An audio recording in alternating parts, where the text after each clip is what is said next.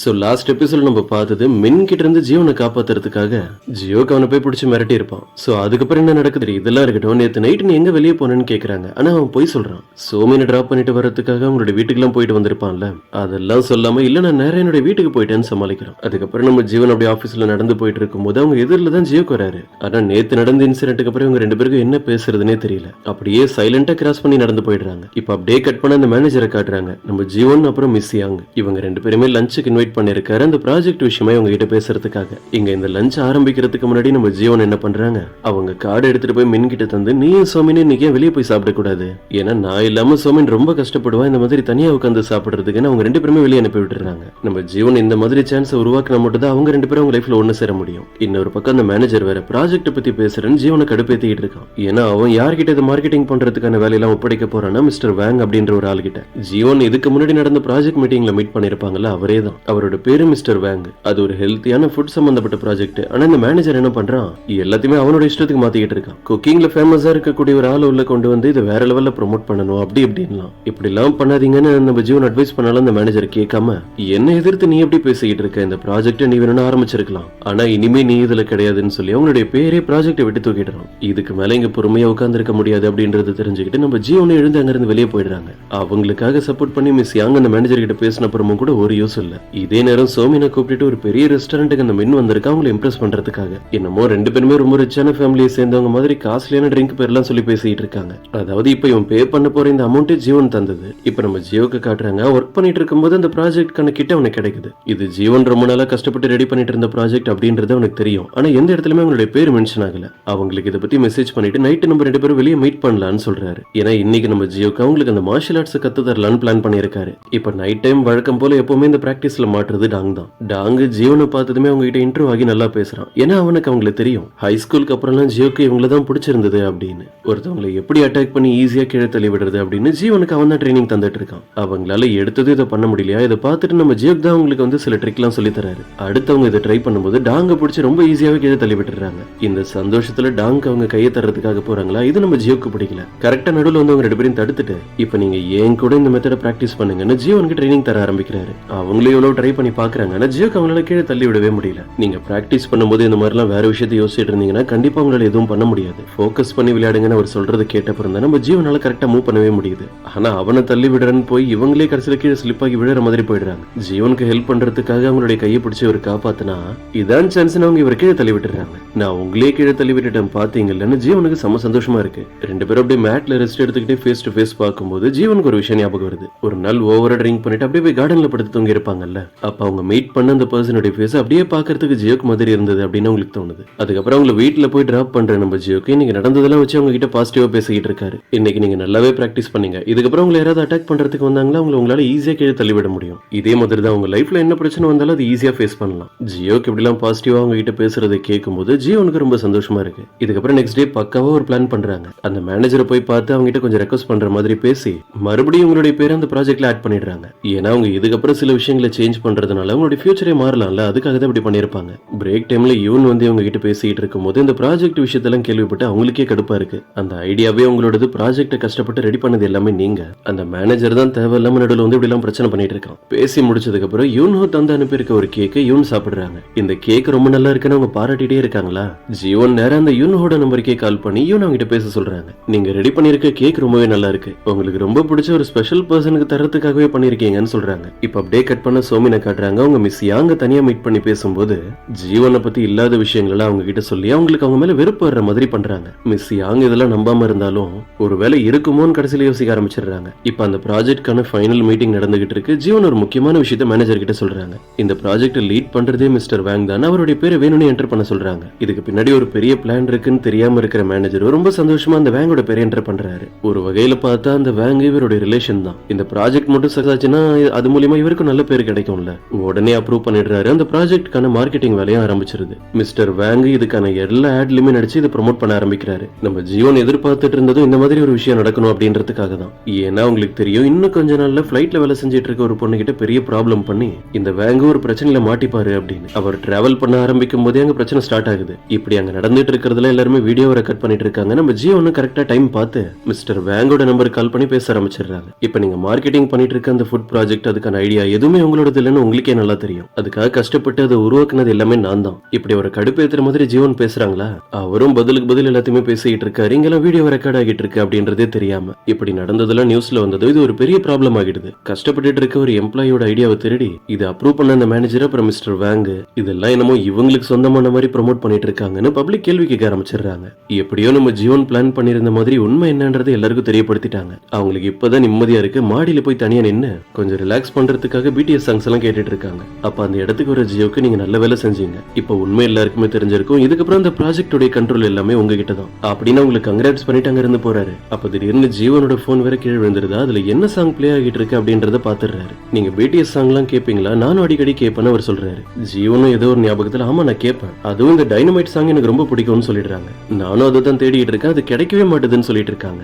இவரும் எனக்கு spring days அப்படின்ற சாங் தான் ரொம்ப பிடிக்கும்னு சொல்றாரு. ரெண்டு பேரும் நல்லா தான் பேசிட்டு இருக்காங்கன்னா திடீர்னு இவங்களுக்கே ஒரு ஷாக்கு. ஏன்னா இவங்க சொல்ற இந்த சாங்லாம் 2013ல ரிலீஸே ஆகல, அது ஃபியூச்சர்ல தான் ரிலீஸ் ஆக போகுது. இதுல இருந்தே அவங்க ரெண்டு பேருக்கும் புரிஞ்சிருது ரெண்டு பேருமே 2023ல இருந்து டைம் டிராவல் பண்ணி 2013க்கு வந்திருக்காங்க அப்படின்னு. ஜீவன் அதுக்கப்புறம் அவங்க லைஃப்ல என்னெல்லாம் நடந்ததுன்ற எல்லா உண்மையும் அவர்கிட்ட சொல்றாங்க. அவங்களுக்கு கேன்சர் வந்து அவங்க லைஃப் ஃபுல்லா ரொம்ப கஷ்டப்பட்டுட்டு இருப்பாங்க. இவங்க அதிகமா நம்பிக்கை வச்சிருந்த மின் அப்புறம் சோமின் அவங்க ஜீவனை ஏமாத்திட்டு அஃபேர்ல இருப்பாங்கன்ற எல்லா விஷயத்தையும் சொல்லிட்டு இருக்காங்க. இவங்க லைஃப்ல என்ன நடந்தது அப்படின்றதுலாம் ரொம்ப டீட்டெயிலா நம்ம ஜீவுக்கு தெரியாது. ஜீவனோட ஃபியூனரலுக்கு அவர் போயிருக்கும்போது அங்க பார்த்த விஷயங்களெல்லாம் அவங்க கிட்ட ஷேர் பண்றாரு. நான் அங்க போய் யூன்ஹோ மீட் பண்ண அப்புறம் தான் அவன் தான் அவனுடைய ஃபர்ஸ்ட் லவ் அப்படின்றது தெரிஞ்சுக்கிட்டேன். இப்ப நடந்த ரியூனியன் பார்ட்டிக்கு கூட அவனை கம்பல் பண்ணி வர வச்சது நான் தான் சொல்றாரு. அதுக்கப்புறம் இவங்க ரெண்டு பேருமே நேரா ஜியோ கூட வீட்டுக்கு தான் வந்திருக்காங்க இந்த விஷயத்தை பத்தி இன்னும் தெளிவா பேசுறதுக்காக. அவன் வீட்டுல வளர்த்துக்கிட்டு இருக்க அந்த பொண்ணு ஜீவன் கிட்ட போய் விளையாடாதுன்னு நினைக்கிறான். ஆனா அது அவங்க கிட்ட ரொம்ப பாசமா போய் விளையாடிக்கிட்டு இருக்கு. ஏன்னா இது நம்ம ஜீவன் ஃபுட்லாம் வச்சுட்டு பார்த்துட்டு இருந்திருப்பாங்கல்ல, அதே பொண்ணு தான். இந்த விஷயத்தை பத்தி இப்ப அவங்களுக்கு ஒன்னும் பெருசா ஞாபகம் இல்ல. இப்ப நம்ம ஜியோக்கு ஃபியூனரல்ல இருந்து அவன் வெளியே வந்ததுக்கு அப்புறம் நடந்ததெல்லாம் யோசிச்சு பாக்குறான். அப்ப நல்ல மழை பெஞ்சிட்டு இருந்திருக்கும். அவனுடைய காரும் ரிப்பேர். ஒரு டாக்ஸி பிடிச்சி அங்க இருந்து வரான். இது ஜீவனோட எப்பா ஓட்டிட்டு இருக்கிற டாக்ஸி மாதிரி காட்டுறாங்க. என்னாச்சு உங்களுக்கு? உங்க ஃபேஸ பார்த்தாலே ரொம்ப சோகமா இருக்கிற மாதிரி தெரியுது, ஏதாவது ப்ராப்ளமானு கேட்க பதிலுக்கு நம்ம ஜியோக்கு ஆமா நான் என்னோட லைஃப்லயே ரொம்ப முக்கியமான ஒரு விஷயத்தை இழந்துட்டேன். எனக்கு நிறைய சான்ஸ் இருந்தும் கூட நான் எதையுமே சரியா யூஸ் பண்ணல, தாங்கிட்டே எல்லாத்தையுமே விட்டுட்டேன். அதாவது ஜீவனோட பர்சனல் லைஃப்ல வேண்டானா சரியா இருக்காது. இப்படி இவன் பல டைம் யோசிச்சுட்டு விட்டதுனாலதான் கடைசியில ஜீவன் இறந்தே போயிட்டாங்க. ஜீவனோட அப்பாவும் எல்லாத்தையுமே கேட்டுட்டு சரி உனக்கு கிடைச்ச எல்லா சான்ஸையும் வேஸ்ட் ஆகிட்டேன்னு ஃபீல் பண்ணாத, மறுபடியும் ஒரு வேளை உனக்கு அதுக்கான சான்ஸ் கிடைச்சா என்ன பண்ணுவேன்? நான் எப்படியாவது கஷ்டப்பட்டு எல்லாத்தையுமே சரி பண்ணுவேன். என்னோட லைஃப் பத்தி கூட நான் கவலைப்பட மாட்டேன். நீங்க சொல்ற மாதிரி அந்த ஒரே ஒரு சான்ஸ் மட்டும் கிடைச்சா ரொம்ப நல்லா இருக்கும். இப்படிதான் ஜியோக் பேசிக்கிட்டே போறான். இதுக்கப்புறம் தான் அந்த ஒரு கார் ஆக்சிடென்ட் நடந்து ஜியோக் டைம் டிராவல் பண்ணி 2013க்கு வந்ததுன்னு எல்லாமே நடந்திருக்கும். ஆனா ஒரு கார் ஆக்சிடென்ட் நடந்ததுக்கு அப்புறம் தான் அவன் இப்படிலாம் இந்த இடத்துக்கு வந்தான்றது ஜீவன் கிட்ட சொல்லாம எனக்கு சரியா தெரியல, நான் தூங்கி எழுந்திருச்சு கண்ணை திறந்து பார்க்கும்போது 2013ல இருந்தேன் அப்படின்னு இந்த விஷயத்த ஜீவன் கிட்ட மாத்தி சொல்றான். ஜீவன் நீங்க வந்ததுல இருந்து உன்னுடைய லைஃப் மாத்தணும்னு நினைக்கிறேன் அப்படிதானே? இந்த மின் அப்புறம் சோமின் இவங்க ரெண்டு பேர் கூட இருந்தா தானே உனக்கு பிரச்சனை, நீ ஏன் வேற எங்கேயோ தனியா போயிடக்கூடாது அப்படின்னு ஒரு ஐடியாவை தரான். நம்ம ஜீவனும் இது வரைக்கும் நடந்ததெல்லாம் அவங்க கிட்ட சொல்லி புரிய வைக்கிறாங்க. உன் கையில அன்னைக்கு சுடு தண்ணி பட்டு தழும்பாகிடுச்சுல, அந்த அடி எனக்கு பட்டு அந்த தழும்பு எனக்கு வந்திருக்க வேண்டியது. நீ அன்னைக்கு நடுவுல வந்து என்ன காப்பாத்த ட்ரை பண்ணதுனாலதான் அந்த அடி உனக்கு பட்டுருச்சு. இதே மாதிரிதான் என் லைஃப்ல நடக்கிற ஏதாவது ஒரு விஷயத்த நான் சேஞ்ச் பண்ணணும்னு ஆசைப்பட்டா நான் முன்ன பிரேக்கப் பண்றதுனாலயோ இல்ல அவனை விட்டுட்டு போறதுனாலயோ எதுவும் ஆகாது. என்னோட இடத்த சோமினுக்கு தந்துட்டா நான் என் லைஃப்ல சந்தோஷமா நிம்மதியா இருப்பேன். இப்படி அவங்க சொல்றதை கேட்கும் போது ஜியோக்கோட ஃபேஸே டல் ஆகிடுது. ஏன்னா அவர் அந்த கார் ஆக்சிடென்ட் நடந்ததுக்கு அப்புறம் தானே பாஸ்டுக்கு வந்திருக்காரு. அப்படின்னா மறுபடியும் ஒரு 10 வருஷத்துல அதே மாதிரி ஒரு கார் ஆக்சிடென்ட் நடக்கதான் போகுது. அதை எப்படி நம்ம சரி பண்ண போறோம்னு அவர் யோசிச்சுட்டு உட்காந்துருக்காரு. கட் பண்ண நெக்ஸ்ட் டே மார்னிங் ஆஃபீஸ்க்கு வந்திருக்க மிஸ் அங்க ரொம்ப டென்ஷனா இருக்காங்க. அவங்க லைஃப் முன்னாடி மாதிரி இல்ல, அவங்களுடைய ஹஸ்பண்ட் கூட சில ப்ராப்ளம் எல்லாம் போயிட்டு இருக்கு போல இருக்கு. அப்ப திடீர்னு இந்த இடத்துக்கு மிஸ்டர் லீ அப்படின்ற ஒரு பர்சன் வரதை காட்டுறாங்க. மிஸ் யாங் கூட அவர் இதுக்கு முன்னாடி பேசுனதெல்லாம் அவங்க யோசிச்சு பாக்குறாங்க. எனக்கு அவங்களை பிடிக்கலன்னு அவங்களை அவாய்ட் பண்ற மாதிரி பேசியிருக்காரு. இந்த லீ வேற யாரும் இல்ல, நம்ம ஜியோ கூட பிரதர் தான். ஆனா சொந்த பிரதர் கிடையாது. லீ ஆபீஸ்க்கு வந்ததும் இங்க இருக்கிற எல்லாமே பதறி போய் ஒர்க் பண்ண ஆரம்பிச்சிடுறாங்க. ஜியோ கூட தாத்தா தான் லீ இப்ப இந்த இடத்துக்கு அனுப்பியிருக்கிறது. லீயை பொறுத்த வரைக்கும் இந்த கம்பெனி அடுத்து ஹேண்டில் பண்ண போறது ஃபுல்லா அவர் தான் நினைச்சிட்டு இருக்காரு. நம்ம ஜியோக்கு இன்ஃபர்மேஷன் கிடைக்குது லீ ஆபீஸ்க்கு வந்திருக்காரு அப்படின்னு. உடனே அவனு நேரம் கிளம்பி வந்துடுறான். லீ நீ எதுக்கு இங்க வந்திருக்கன்னு கேட்க நீ உன்னோட வேலையை சரியா பண்றது இல்ல, அதனாலதான் இங்க வந்திருக்கேன். பிளான் பண்ண மாதிரி நீ எந்த ஒரு ஒர்க்கும் சரியா பண்றது இல்ல. அந்த பொண்ணு ஜீவனுக்கு தான் இம்பார்ட்டன்ஸ் தர. அந்த பொண்ணு உனக்கு பிடிச்சிருக்கு அப்படின்றதுனால தானே நீ இதெல்லாம் பண்ணிட்டு இருக்க. ஆனா யோசிச்சு பாரு, அந்த ஜீவன் நீங்க வேலை செஞ்சுட்டு இருக்க ஒரு சாதாரணமான எம்ப்ளாய் அவ்வளவுதான் அப்படின்னு இந்த லீ அவனை டென்ஷன் பண்ற மாதிரி பேசிக்கிட்டு இருக்கான். ஆபீஸ் ஒர்க் எல்லாம் முடிச்சதுக்கு அப்புறம் நீ இந்த பொண்ணு கூட தான் டைம் ஸ்பெண்ட் பண்ணிட்டு இருக்கன்னு தெரியும். அந்த ஃபுட் ப்ராஜெக்ட்ல ஜீவனோட பேரு இதுக்கப்புறம் இருக்கிறது கூட எனக்கு சரியா படல, அவளுடைய பேர் அதுல இருந்து தூக்கிடு அப்படின்னு புதுசா ஒரு டீம் ரெடி பண்ணி இனிமே இதை ஹேண்டில் பண்ண போறது மிஸ் யாங் அப்படின்னு சொல்றான். இப்ப இந்த லீ சொல்றதுக்கெல்லாம் நம்ம ஜியோக்கு நடுவில் எந்த ஒரு பதிலும் சொல்ல முடியாத நிலைமையில இருக்கிறதுனால லீ நீ இன்னும் அந்த பொண்ணு ஜீவனோட ஒர்க்கை பத்தி சரியா புரிஞ்சுக்கல, அதனாலதான் இப்படி தப்பா முடிவு பண்றேன்னு அட்வைஸ் பண்ணிட்டு ஜியோக்கு அங்க இருந்து எழுந்து வெளியே போயிடுறான். அதுக்கப்புறம் மீட்டிங் நடக்கிற இடத்துல கூட லீ சொன்ன மாதிரி எல்லாத்தையும் போய் தெளிவா சொல்லிடுறான். இந்த ஃபுட் ப்ராஜெக்ட் இனிமே ஹேண்டில் பண்ண போறது மிஸ் யாங், அவங்க கூட சேர்ந்து இதுல ஒர்க் பண்ண போறது மின் அப்புறம் சோமின் அவ்வளவுதான் அப்படின்னு. இப்படி இவன் சொல்றதை கேட்கும் போது ஜீவனுக்கு லைட்டா லைட்டா கஷ்டமா தான் இருக்கு. அதனால தனியா போய் நம்ம ஜியோக்கு மீட் பண்ணி என்னாச்சு, ஏன் இப்படிலாம் பண்ணேன்னு கேக்குறாங்க. அவனும் பதிலுக்கு நான் எதையும் தப்பா பண்ணல, எல்லாத்தையுமே சரியா தான் பண்ணிருக்கேன். எப்படியாவது மின்னும் சோமினும் உங்க லைஃப்ல ஒண்ணு சேரணும்னு சான்ஸ் கிடைக்கணும்ன்றதுக்காக தான் நீ வெயிட் பண்ணிட்டு இருக்க. இப்ப இந்த ப்ராஜெக்ட்ல அவங்க ஒண்ணா சேர்ந்து ஒர்க் பண்ண போறாங்க. அப்படின்னா நான் உனக்கு இந்த விஷயத்துல ஹெல்ப் தான் பண்ணிருக்கேன்னு சொல்லிட்டு ஜியோக்கு அங்க இருந்து போயிடுறான். இன்னொரு பக்கம் மின்னும் சோமினும் இந்த ப்ராஜெக்ட் விஷயமா அடிக்கடி மீட் பண்ணி பேச ஆரம்பிக்கிறாங்க. அவங்கள பார்த்தாலே தெரியுது அவங்க ப்ராஜெக்ட் விஷயமா பேசுறாங்களோ இல்லையோ, சும்மா டைம் பாஸ் பண்றதுக்காக ரெண்டு பேரும் மீட் பண்ணி பேசுறாங்க. இப்ப நைட் டைம் நம்ம ஜியோக்கு தனியா ஒரு இடத்துல போய் காரை நிறுத்திட்டு பயங்கரமா அழுதுட்டு இருக்காரு. எப்படியும் இன்னும் ஒரு 10 வருஷத்துல அந்த கார் ஆக்சிடென்ட் நடந்து அவருடைய லைஃப் முடிஞ்சிரும்னு கவலைப்படுறாரு. அதுக்கப்புறம் ஒரு யுன்ஹோவோட ரெஸ்டாரண்ட்டுக்கு போய் அங்க சில விஷயங்களை செக் பண்ணி பாக்குறாரு. அதாவது பாஸ்டுக்கு டைம் டிராவல் பண்ணி வந்திருக்கிறது நானும் ஜீவனும் மட்டும் தானா, ஒருவேளை யுன்ஹோ அப்படி வந்திருக்க சான்ஸ் இருக்கான்னு சொல்லி அவங்ககிட்ட சில கேள்வி எல்லாம் கேட்டு செக் பண்ணிட்டு இருக்காரு. ஃபியூச்சர்ல நடக்க போற விஷயங்கள் சம்பந்தப்பட்ட ஒரு கேள்வின்னு வச்சுக்கோங்களேன். யுன்ஹோக்கு அதை பத்தி ஒன்னும் தெரியல. ஏன் இங்க ரெண்டு பேரோட லைஃப்ல மட்டும் இப்படி நடந்திருக்குன்னு தெரியலையேன்னு சொல்லிட்டு அவர் ஓவரா ட்ரிங்க் பண்ணிட்டு மயக்கத்துல அப்படி டேபிள்ல சாஞ்சு தூங்க ஆரம்பிச்சிடுறாரு. யுன்ஹோக்கு என்ன பண்றதுன்னு தெரியல. அவன் எப்படியோ ஜியோ கிட்ட இருந்து போன் வாங்கி அதுல ரேண்டமா இருக்கிற யூனோட நம்பருக்கு கால் பண்ணி, ஜியோக்கு இப்ப என்னோட ரெஸ்டாரண்ட்ல தான் இருக்காரு, அவர் யாருன்னு உங்களுக்கு தெரியும்ல, அவர் வந்து சீக்கிரம் கூப்பிட்டு போங்கன்னு சொல்லிடுறான். கொஞ்ச நேரத்துல இந்த இடத்துக்கு வர யூனு இவர் என்னுடைய பிரதர் தான், அது மட்டும் இல்லாம இவருடைய கம்பெனில தான் நான் வேலை செஞ்சிட்டு இருக்கேன், என்னுடைய பாஸ் இவர் தான். யூன் பேசுறதெல்லாம் கேட்கும் போது அவங்க வாய்ஸ் வச்சு யூன்ஹோக்கு டவுட் வந்துருது. உங்க வாய்ஸ் நான் இதுக்கு முன்னாடி எங்கேயோ கேட்ட மாதிரி இருக்கே, உங்களுக்கு ஜீவன் யாராவது ஃப்ரெண்ட் இருக்காங்களான்னு கேட்க, பதிலுக்கு யூன் ஆமா ஆமா ஜீவன் என்னோட ஃப்ரெண்டு தான். அப்ப அவங்களுக்காக அன்னைக்கு அந்த கேக்க ரெடி பண்ணி தந்தது நீங்க தானா? அன்னைக்கு நான் தான் உங்ககிட்ட போன்ல பேசினேன். உண்மையாவே நீங்க ரெடி பண்ண கேக் ரொம்ப நல்லா இருந்ததுன்னு மறுபடியும் அவனை புகழ்ந்து பேசுறாங்க. ரெண்டு பேருமே நல்லா பேச ஆரம்பிச்சிடுறாங்க. ஒருவேளை இவங்களுக்குள்ள ஒரு லவ் ஸ்டோரி வரப்போகுதான்றது தெரியல. இப்ப நெக்ஸ்ட் டே மார்னிங் வீட்ல இருக்க ஜியோக்கு சோகமா இருக்குன்னு சொல்லிட்டு மறுபடியும் ட்ரிங்க் பண்ணிட்டு இருக்கான் போல இருக்கு. இதை கேள்விப்பட்டதும் அவனுடைய தாத்தா அவனை கூப்பிட்டு மிரட்டிட்டு இருக்காரு. நீ என்னதான் நினைச்சிட்டு இருக்க? காலையில எழுந்ததுமே ட்ரிங்க் பண்ணிட்டு எந்த வேலையும் சரியா பண்ணாம சுத்திட்டு இருக்க. இனிமே ஆபீஸ் ஒர்க்ல நீ உன்னுடைய பிரதர் லீ கூட சேர்ந்து தான் ஒர்க் பண்ணி ஆகணும். அப்புறம் நானும் ரொம்ப நாளா மேரேஜ் பத்தி பேசிட்டு இருக்க, நீ வேணான்னு தள்ளி போட்டுக்கிட்டே இருக்க. என்னோட பிசினஸ் பார்ட்னரா இருந்த ஒருத்தருடைய பொண்ணு நீ மேரேஜ் பண்ணணும்னு ஆசைப்படுறேன். அந்த பொண்ணோட பேரு யூரா. அவர் அதை பத்தி பேச ஆரம்பிக்கும் போது இவன் பதிலுக்கு, தாத்தா தயவு செஞ்சு என்ன கம்பல் பண்ணாதீங்கன்னு டாபிக் சேஞ்ச் பண்ணிடுறோம். ஜியோக்கு நீ பண்றது கொஞ்சம் கூட சரியே இல்ல. உனக்கு இந்த யூரோவை மேரேஜ் பண்றதுல விருப்பம் இல்லைன்னா கூட விடு. உனக்கு ஒரு பொண்ணு பிடிச்சிருக்கிறதா சொன்னல, அந்த பொண்ணையாவது மேரேஜ் பண்ணுன்னு சொல்றாரு. அது ஒன் சைட் லவ்ன்ற விஷயமே தெரியாம. தாத்தா எனக்கு கொஞ்சம் டைம் கொடுங்க, இந்த விஷயத்தை பத்தி நானே உங்ககிட்ட அப்புறம் வந்து பேசுறேன்னு சொல்லிட்டு இங்க இருந்து கிளம்பிடுறோம். இப்ப ஜியோக்கு யோசிக்கிறதெல்லாம், இப்ப அவனுக்கு அந்த கார் ஆக்சிடென்ட் நடக்க போறதுக்கு முன்னாடியே ஜீவனோட ப்ராப்ளம் எல்லாத்தையுமே அவன் சரி பண்ணி ஆகணும். இப்ப அப்படியே கட் பண்ண ஆபீஸ்ல காட்டுறாங்க. நம்ம ஜீவன் ஸ்டாக் மார்க்கெட்ல எல்லாம் இன்வெஸ்ட் பண்ணிருப்பாங்கல்ல, அந்த கிராஃப் எல்லாமே மேல போயிட்டு இருக்கு. ஏன்னா ஃபியூச்சர் தெரிஞ்சதுனால எதுல இன்வெஸ்ட் பண்ணா ப்ராஃபிட் அவங்களுக்கு அதிகமா வரும்ன்றது அவங்க இன்ட்ரெஸ்டா இதை பார்த்துக்கிட்டு இருக்கும் போதே அந்த மின் வேற நடுவில் வந்து அவங்களை டிஸ்டர்ப் பண்ற மாதிரி கூப்பிடுறான். ஏதோ ஒரு விஷயம் பேசணும் அப்படின்னு. சரி இவங்களும் எழுந்து வெளியே போயிடுறாங்க. இதான் சான்ஸ்னு அந்த சோமினை வந்து நம்ம ஜியோனோட சிஸ்டம் செக் பண்ணி பாக்குறாங்க.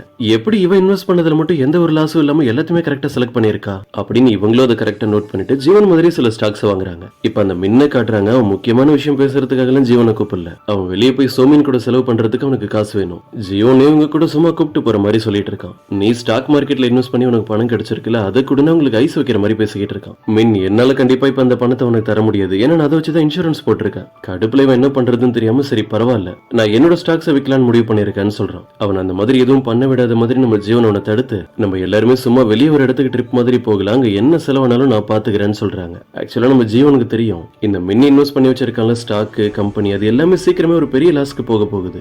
அவ்வளவு பெரிய லாஸ் அவனுக்கு ஆகணும் அப்படின்றதுக்காக தான் இப்படி எல்லாம் பண்றாங்க. கட் பண்ண இப்ப இவங்க 3 பேருமே பிளான் பண்ண மாதிரி ட்ரிப்புக்கு வந்திருக்காங்க. இந்த இடத்துக்கு வந்ததுல இருந்து மின்னு சோமின் மேல ரொம்ப கேரிங்கா இருக்கிற மாதிரி தான் பண்ணிட்டு இருக்கான். ஜீவன் அவன் டச் பண்ற மாதிரி வந்தது அவங்க அப்படியே பயந்து போய் அங்க இருந்து எழுந்திருச்சிடுறாங்க. ஏன்னா இவ்வளவு பாசமா இருக்கிற மாதிரி இப்ப 2 பேருமே நடிச்சிட்டு இதே கையால தானே கடைசியில அவங்களை சாகடிக்கிறாங்க.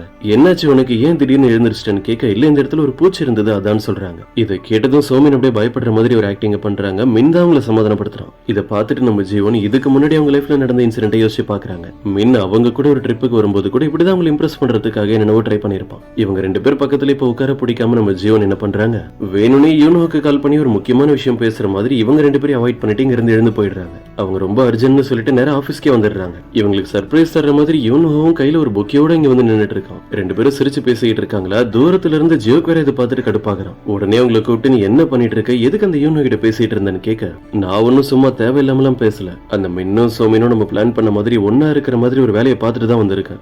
என்ன நடந்துகிட்டு இருக்கு அப்படின்றத புரிஞ்சுக்கிட்ட ஜியோக்கு அவங்க கிட்ட இன்னொரு விஷயத்தையும் சொல்றாரு. ஃபியூச்சர்ல இந்த கம்பெனியோட சேர்மனா நான் தான் ஆக போறேன், ஆனா அது வரைக்கும் அந்த லீயை கொஞ்சம் சமாளிச்சாகணும். அந்த ஃபுட் ப்ராஜெக்ட் கூட உனக்கு தராம மிஸ் யாங் அப்புறம் வேற சில பேருக்கு தந்ததெல்லாம் அவனுடைய வேலை தான். இப்ப அப்படியே கட் பண்ண நெக்ஸ்ட் டே மார்னிங் ஒரு ஒர்க் ஷாப் நடக்க போகுது போல இருக்கு. இதுக்கான அரேஞ்ச்மெண்ட் எல்லாத்தையும் பண்ணது யூன். இதுக்காக நம்ம எல்லாருமே வெளியே போக போறோம். அதே மாதிரி ஒரு சின்ன கேம் கூட இருக்கு. ட்ரெஷர் ஹண்டிங் மாதிரி ஒரு பொருளை மறைச்சு வச்சிருவாங்க, அது போய் எங்க இருக்கு நம்ம கண்டுபிடிக்கணும். அதை ஃபர்ஸ்ட் யார் கண்டுபிடிக்கிறாங்களோ அவங்க நிம்மதியா வேன்ல தூங்கலாம், அடுத்து வர்றவங்க கண்டிப்பா ஸ்லீப்பர் பேக்ல தான் தூங்கணும் அப்படின்னு சொல்றாங்க. பிளான் பண்ண மாதிரி அவங்க எல்லாருமே இப்ப அந்த இடத்துக்கு ரீச் ஆகிட்டாங்க. போயிட்டாங்க. சோமின் என்ன பண்றாங்க, மின் அவங்க கூட இருக்கணும்ன்றதுக்காகவே எல்லாத்தையும் பக்காவா பிளான் பண்ணிட்டு இருக்காங்க. நம்ம ஜீவனும் முன்னாடி நடந்த விஷயத்தை யோசிச்சு பாக்குறாங்க. மின் இந்த காம்படிஷன்ல 2வது வந்து அவன் அந்த ஸ்லீப்பர் பேக் தான் போயிருப்பான். ஆனா சோமின் ஏதோ ஃபோர்ஜரி எல்லாம் பண்ணி அந்த வேன்ல போய் அவங்க தூங்குற மாதிரி ஃபர்ஸ்ட் வந்திருப்பாங்க. இப்ப இந்த விஷயத்தை மாத்தி அவங்க 2 பேரும் ஒரே இடத்துல ஸ்டே பண்ண வைக்கணும் அப்படின்றதுக்காக நம்ம ஜீவன் எப்படியாவது அவங்க இதுல ஃபர்ஸ்டா வரணும்னு சொல்லி பயங்கர இன்ட்ரெஸ்டிங்கா கலந்துக்கிறாங்க. இந்த டாஸ்க் ரொம்ப ஈஸியா இருக்க போறது இல்ல, ட்ரெஷரை கண்டுபிடிக்கிறதுக்கு ரொம்ப கஷ்டப்படணும். ஜியோக்கு வந்து இவங்க கிட்ட நீ ஏன் இவ்வளவு கஷ்டப்படுறேன்னு அவனுக்கு இந்த விஷயத்துல ஹெல்ப் பண்றேன்னு சொல்றாரு. பதிலுக்கு அவங்களும் இல்ல, நானே இந்த விஷயத்தை ஃபேஸ் பண்றேன், என் லைஃப்ல நடக்க போற இன்சிடென்ட்ல அப்படி நானே கஷ்டப்பட்டு சேஞ்ச் பண்ணாதான் எனக்கு நல்லா இருக்கும்னு சொல்றாங்க. ஜியோக்கும் சரின்னு சொல்லிட்டு அவருடைய ஷோல்டர்ல இருக்க அந்த ஹார்ட் சிம்பிளை காட்டுறாரு. இதை பார்த்ததுமே அவங்களுடைய அப்பா ஞாபகம் வந்து ஜீவன் அழ ஆரம்பிச்சிடுறாங்க. இவரும் சொல்றாரு, இது நீயே பாரு, உங்ககிட்ட எது தந்தாலும் உன்னுடைய அப்பா இந்த சிம்பிள் அதுல வரைஞ்சதுன்னு தருவாரு. அப்படின்னா அவர் தான் உனக்கு ஹெல்ப் பண்ற விஷயத்துல என்ன செலக்ட் பண்ணிருக்காரு. உனக்கு எப்ப என்னோட ஹெல்ப் தேவைப்பட்டாலும் நீ என்கிட்ட கேட்கலாம், கண்டிப்பா நான் அதை உனக்காக பண்ணுவேன்னு சொல்றாரு. இன்னொரு பக்கம் அந்த சோமின் நல்ல ஆக்டிங் பண்ணிட்டு இருக்காங்க. வேணும்னே உங்களுடைய கையில அடிபடுற மாதிரி பண்ணிட்டு மின் கிட்ட போய் ஹெல்ப் கேட்கற மாதிரி பண்ணிட்டு இருக்காங்க. அப்பதானே தண்ணியில இறங்குற மாதிரி கஷ்டமான டாஸ்க் எல்லாம் வந்து அவன் அந்த வேலையை பண்ணுவான். அதுக்குதான் அவனும் வேற வழி இல்லாம அவங்க சொல்ற மாதிரி எல்லாத்தையும் கேட்டு அப்படியே நடந்துக்கிறான். இப்ப நம்ம ஜீவனை காட்டுறாங்க. தண்ணியில ஒரு பிளாக் இருக்கு, அது எடுக்கிறதுக்காக தனியா போயிட்டு இருக்காங்க. அந்த தண்ணியும் கொஞ்சம் ஆழம், அது மட்டும் இல்லாம அங்க பக்கத்துல வேற யாருமே இல்ல. இதே நேரம் நம்ம ஜியோக்கு என்ன பண்றாரு, யூன் கிட்ட பேசி இங்க இருக்கிற டாஸ்க் எல்லாம் பத்தி தெரிஞ்சுக்கிறாரு. அப்ப அந்த தண்ணியில இறங்குறது கொஞ்சம் ரிஸ்க்னு அவங்க சொன்னதுமே ஜீவனுக்கு எதுவும் ஆகிடக்கூடாதுன்னு சொல்லி வேக வேகமா ஓடிட்டு இருக்காரு. ஆனா ஜீவனும் மூழ்கிட்டு இருக்காங்க. அவங்களை சரியான டைமுக்கு வந்து காப்பாத்தி வெளியே கொண்டு வந்துடுறாரு. நான் உங்ககிட்ட எத்தனை டைம் சொன்னேன் உனக்கு ஏதாவது ஹெல்ப் தேவைப்பட்டா என்கிட்ட கேளுன்னு, நீயே ஏன் எல்லா விஷயத்தையுமே தனியா கஷ்டப்பட்டு பண்ணிட்டு இருக்க அப்படின்னு அவர் கொஞ்சம் கோவமா அட்வைஸ் பண்ணிட்டு இருக்கும்போது ஜீவன் அவங்களுடைய பாயிண்ட் சொல்றாங்க. நான் யோசிக்கிறதுலாம் ஒன்னே ஒண்ணுதான், நான் அந்த சோமின் மாதிரி மத்தவங்களை ஏமாத்தி என்னுடைய வேலையை முடிக்க போறது இல்ல. பதிலுக்கு ஜியோக்கு நீ சொல்றது எனக்கு புரியுது, ஆனா எனக்கு கிடைச்சிருக்க இந்த 2வது சான்ஸ்ல நான் உன்னோட லைஃப்ல உன் கூட சப்போர்ட்டா இருக்கணும்னு நினைக்கிறேன். உன் லைஃப்ல நீ எதையும் நினைச்சு கவலைப்படாம ஸ்டேபிளா இருக்கிறதுக்கு நான் உனக்கு ஹெல்ப் பண்ணுவேன்னு சொல்றான். இதே மாதிரி தான் ஒரு நாள் ஜியோக்கு அவங்க கிட்ட பார்க்லயும் பேசியிருப்பான். அந்த பிளாக் எடுத்துட்டு எப்படியோ அவங்க சேஃபா டென்ட்டுக்கு வந்துடுறாங்க. விஷயம் தெரியாம அந்த சோமினும் மின்னும் இப்பதான் அந்த இடத்துக்கு ரீச் ஆகுறாங்க. அங்க போய் பார்த்தா அந்த பிளாகே காணோம். இப்ப கேம்ப்ல உட்கார்ந்து இருக்க நம்ம ஜீவனும் முன்னாடி நடந்ததை யோசிச்சு பாக்குறாங்க. அவங்க போன டைம் செகண்டா வந்ததுனால மின் கூட ஸ்லீப்பிங் பேக்ல தான் தங்கியிருப்பாங்க. நைட் ஃபுல்லா மின் இவங்க கிட்ட பேசிக்கிட்டே 2 பேரும் ட்ரிங்க் பண்ணிட்டே ஒன்னாதான் இருந்திருப்பாங்க. இப்ப இது எல்லாமே சோமினோட லைஃப்ல நடக்கணும்ன்றது தான் அவங்களும் எதிர்பார்க்கறாங்க. இப்ப அப்படியே கட் பண்ண அடுத்த ரவுண்ட் ஆரம்பிக்குது. சோமின் அவங்களா போய் கஷ்டப்பட்டு பிளாக தேடி எடுக்காம ஆல்ரெடி கஷ்டப்பட்டு எடுத்த ஒரு பொண்ணு கிட்ட பிரச்சனை பண்ணி இவங்க அந்த பிளாக் வாங்குறாங்க. அதே நேரம் நம்ம ஜீவன் கிட்ட நம்பர் 1 பிளாக் இருக்கிறத பார்த்துட்டு அவங்க கிட்ட போய் சண்டை போட போறாங்க. அது எப்படியாவது அவங்க கிட்ட இருந்து வாங்கணும், இது மட்டும் தான் அவங்களுடைய மைண்ட்ல இருக்கு. ஜீவன் இதை புரிஞ்சுக்கிட்டு அவங்களுடைய தலைமுடியை ஈத்து போட்டு அடிச்சுக்கிட்டு இருக்காங்க. சோமின் எதுவும் ஃபீல் பண்ண மாட்டல, இது ஜஸ்ட் ஒரு கேம் அவ்வளவுதான் சொல்லிட்டு சிரிச்சிட்டே அங்க இருந்து போயிடுறாங்க. பாவம் தலையில அடிபட்டு அவங்களே ஒரு மாதிரி அமைதியா உட்கார்ந்து இருக்காங்களா. திரும்ப நம்ம ஜீவன் வந்து அவங்களை செக் பண்றாங்க. போனா போகட்டும் அவங்க நினைச்சு வந்ததுதான் தப்பு. ஏன்னா சோமின் திடீர்னு அந்த பக்கமா வந்து இவங்களை அடிச்சு கீழே தள்ளி விட்டுட்டு அந்த நம்பர் 1 பிளாக் இவங்க கிட்ட இருந்து எடுத்துக்கிறாங்க. சோ இன்னைக்கான எபிசோட் இதோட முடியுது. இந்த வீடியோ கண்டிப்பா உங்களுக்கு பிடிச்சிருக்கும் நம்புறேன். பிடிச்சிருந்தா மறக்காம உங்களுடைய ஃப்ரெண்ட்ஸ்க்கு ஷேர் பண்ணுங்க.